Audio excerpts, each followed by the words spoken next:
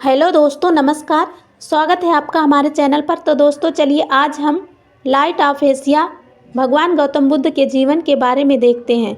गौतम बुद्ध का जन्म 563 ईसा पूर्व निर्वाण 483 ईसा पूर्व में हुआ था। वे एक श्रमण थे जिनकी शिक्षाओं पर बौद्ध धर्म का प्रचलन हुआ। इनका जन्म लुम्बिनी में 563 ईसा पूर्व अनार्य शाक्य कुल के राजा शुद्धोधन के घर में हुआ था। उनकी मां का नाम महामाया था, जो कोलीय वंश से थी, जिनका इनके जन्म के 7 दिन बाद निधन हुआ। उनका पालन पोषण महारानी की छोटी सगी बहन महाप्रजापति गौतमी ने किया। 29 वर्ष की आयु में सिद्धार्थ विवाहोपरांत एकमात्र प्रथम नवजात शिशु राहुल और धर्मपत्नी यशोधरा को त्याग कर संसार के जन्म मरण दुखों से मुक्ति दिलाने के मार्ग एवं सत्य दिव्य ज्ञान की खोज में रात्रि में राजपाट का मोह त्याग कर वन की ओर चले गए। वर्षों की कठोर साधना के पश्चात बोधगया बिहार में बोधि वृक्ष के नीचे उन्हें ज्ञान की प्राप्ति हुई और वे सिद्धार्थ गौतम से भगवान बुद्ध बन गए। इतिहासकार में पंडित कोटा बेकंट चलम के अनुसार गौतम बुद्ध का जन्म 1887 में तथा निर्वाण 1807 ईसा पूर्व में हुआ था और अनेकानेक इतिहासकार मानते हैं कि भारतीय तिथिक्रम वंशावलियों और पुरातत्व के अनुसार बुद्ध निर्वाण की यही तिथि सिद्ध होती है। जीवन वृत्त। उनका जन्म 563 ईस्वी पूर्व के बीच शाक्य गणराज्य की तत्कालीन राजधानी कपिलवस्तु के निकट लुम्बिनी में हुआ था, जो नेपाल में है।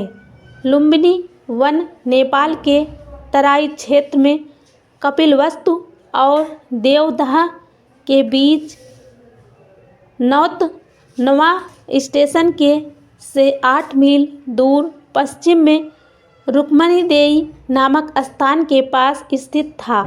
कपिलवस्तु की महारानी महामाया देवी के अपने नैहर देवदह जाते हुए रास्ते में प्रसव पीड़ा हुई और वहीं उन्होंने एक बालक को जन्म दिया।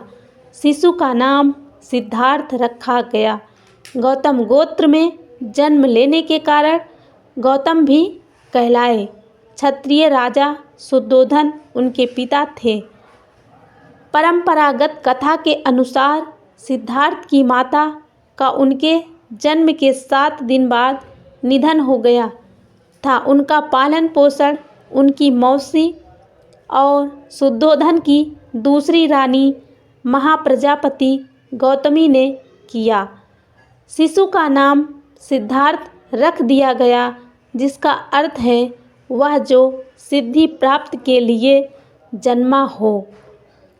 जन्म समारोह के दौरान साधु दृष्टा आसित ने अपने पहाड़ के निवास से घोषणा की, बच्चा या तो एक महान राजा या एक महान पवित्र पथ प्रदर्शक बनेगा। शुद्धोधन ने 5वें दिन एक नामकरण समारोह आयोजित किया और 8 ब्राह्मण विद्वानों को भविष्य पढ़ने के लिए आमंत्रित किया। सभी ने एक सी दोहरी भविष्यवाणी की कि बच्चा या तो एक महान राजा या एक महान पवित्र आदमी बनेगा। दक्षिण मध्य नेपाल में स्थित लुम्बिनी में उस स्थल पर महाराज अशोक ने 3री शताब्दी ईसा पूर्व बुद्ध के जन्म की स्मृति में एक स्तंभ बनवाया था। बुद्ध का जन्म दिवस व्यापक रूप से थेरावाद देशों में मनाया जाता है। सिद्धार्थ का मन बचपन से ही करुणा और दया का स्रोत था। इसका परिचय उनके आरंभिक जीवन की अनेक घटनाओं से पता चलता है।